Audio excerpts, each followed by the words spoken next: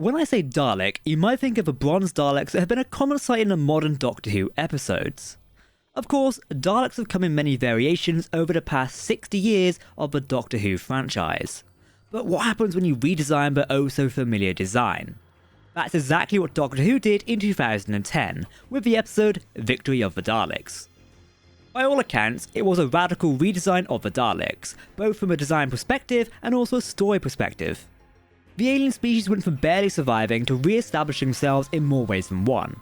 So, how did this come about, and what does it mean for one of the Doctor's most fearsome enemies? Would you care for some tea? That would be very nice, thank you. Greetings everyone, I'm Jack and welcome to Tardis Central. As we speed towards the Doctor Who 60th anniversary, if you want to keep up to date on all the latest Doctor Who news, lore and more, then hit that subscribe button to never miss a video from the team here at Tardis Central. You can also follow us on social media for daily updates on the Doctor Who universe. Today in our ongoing Doctor Who Explained series, we are discussing the Daleks, Doctor Who's most iconic enemy. Specifically, we will be talking about the new Dalek Paradigm, a total visual overhaul that's key to understanding the Daleks of the revived series. So, without further ado, let's get into that. Our journey begins in the Victory of the Daleks episode from the early Matt Smith episodes. In it, Winston Churchill is fighting World War II with Daleks, or as he terms them, Ironsides. They're supposedly inventions of Professor Edwin Bracewell, who also has schematics and some very anachronistic technologies. The Doctor immediately knew something was afoot. He recognised the Daleks instantly, showing a real dark side to his performance. However, when he calls them Daleks, something mysterious happens. The Daleks transmit this message and they beam it back up to their ship. It turns out that they weren't inventions of Bracewell, who could have thought, but they invented Bracewell to lure the Doctor into their trap. You see, these Daleks are the last Daleks which survive the events of Journey's End and the Meta Crisis adventure. These events we discussed extensively on the channel before, so I recommend you check out the videos on those, particularly the Meta Crisis incident. After their defeat at the hands of the 10th Doctor and all of his companions, a single ship was left stranded in the past, with their numbers dwindling. Aboard that Dalek ship was a progenitor, a fragment of original, pure Dalek DNA. It was designed to create more Daleks, ensuring they would never go extinct. Sounds perfect for all these three Daleks, right? Well, as a result of Davros' degradation of the Daleks throughout the last series, the progenitor no longer recognises them as Daleks themselves. Now, it's the Doctor's confession, seeing them as Daleks, which allows him to activate the progenitor. Out of the pod emerges 5 Daleks, radically different to the Bronze design, which has monopolised the series since its return. These new ones couldn't be more different, with strong white, blue, red, orange and yellow colours. The colour design was almost like something out of the Peter Cushing Dalek movies from the 60s. In fact, both these Daleks are different colours depending on their rank.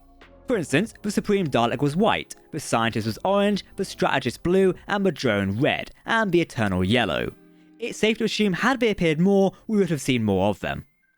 At the end of Victory of the Daleks win. Or rather, they go undefeated. This new Dalek Paradigm are able to freely fly off into space and multiply. It's because of this that we're able to have more Dalek episodes in the revival. In classic villain fashion, they promise to return to battle the Doctor once again. This isn't something that comes to pass though, with these Daleks never leading their own story ever again. That's not to say they don't appear in the show again though. They appear in a couple of the episodes after Victory, but it's not very many. For instance, in the Series 5 finale, the Pandorica opens, they join the army of all the Doctor's enemies in imprisoning him in the titular box. There's also one in the museum in the Big Bang, which is as fearsome as the new Paradigm Daleks would ever be again. You can also see them in a very small cameo in the Series 6 finale, The Wedding of River's Song. But they don't actually really contribute anything to the episode. They are also visible in the background in the Series 7 opener, Asylum of the Daleks. However, this episode marked a turning point, featuring return of a Bronze Dalek design from the David Tennant episodes. But why is it that these new Paradigm Daleks, supposedly the leaders of a revigorated Dalek race, appeared so fleetingly? And why is it they were replaced again so quickly? There's unfortunately a reason for this, and it's not exactly a happy one. From the beginning, the redesign was a controversial one. Fans and critics weren't all too positive about them, which meant they were quickly phased out of the show. Mark Gatiss, who wrote Victory, admitted in the commentary that the dorsal region of the new casing wasn't particularly to his liking. As many fans got angry though, children were said to have responded more positively. these Daleks were also the focus of a lot of merchandise, with figures, mugs, and posters all being very popular. They also featured prominently in games like Return to Earth and Nintendo Wii, which also aimed mostly at children. Even showrunner Stephen Moffat admitted that this new design wasn't a great idea in a 2015 interview with Radio Times. In it, he said the design wasn't being dumped and they were taking a more administrative officer class role. Despite these words though, the new paradigm was never really seen again.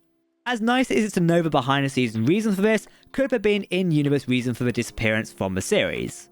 With the expanded media being as expansive as it is, you know the answer is a resounding yes, so let's get into it.